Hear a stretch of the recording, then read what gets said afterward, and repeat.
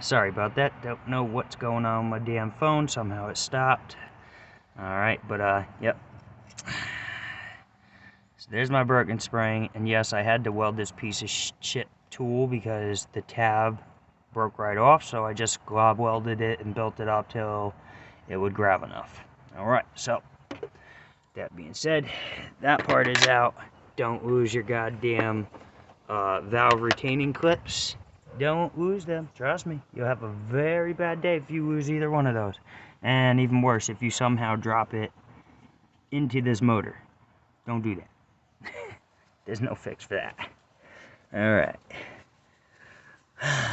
So, there she goes, huh? It's very nice. Very nice. Alright. So, now we have it. As you can see, the valve moves a little bit. But, you know, it's kind of tricky because the spark plug hole is underneath the dipstick and it goes in like this.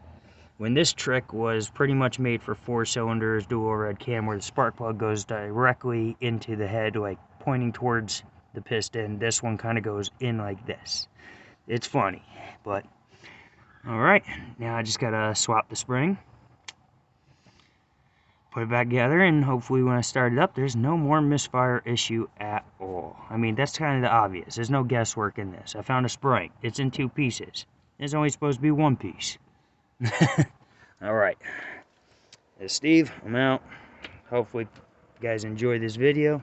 And I'll maybe probably add a little bit more to this video in a little bit when I get ready to start this thing.